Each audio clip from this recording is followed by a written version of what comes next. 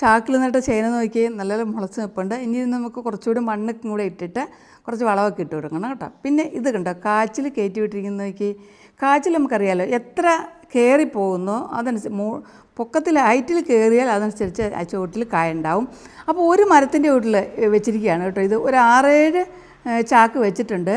അപ്പോൾ ഇത് ഏത് മരമായാലും കുഴപ്പമില്ല, നമ്മുടെ പ്ലാവിൽ കയറ്റി വിടാം. ഇത് സാന്തോളം എന്ന് പറഞ്ഞ ഒരു ഫ്രൂട്ട് പ്ലാന്റ് ആണ് കേട്ടോ.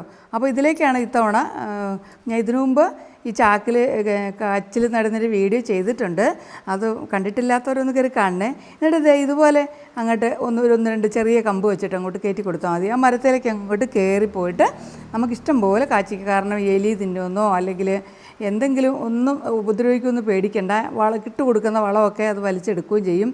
അപ്പോൾ നമുക്കിഷ്ടം പോലെ നമുക്ക് കാച്ചിക്ക പറിക്കാം. ഇതുപോലെ ഇത് നീലക്കാച്ചിക്കയാണ് കേട്ടോ നട്ടിരിക്കുന്നത്. ഇതിനു മുമ്പ് നീലക്കാച്ചിക്കയുടെ വീഡിയോ ഞാൻ ചെയ്തതാണ്. അപ്പോൾ വീഡിയോ നിങ്ങൾക്ക് യൂസ്ഫുൾ ആയെങ്കിൽ ലൈക്ക് ചെയ്യണേ, ഷെയർ ചെയ്യണേ, ഹൈപ്പ് ചെയ്യണേ.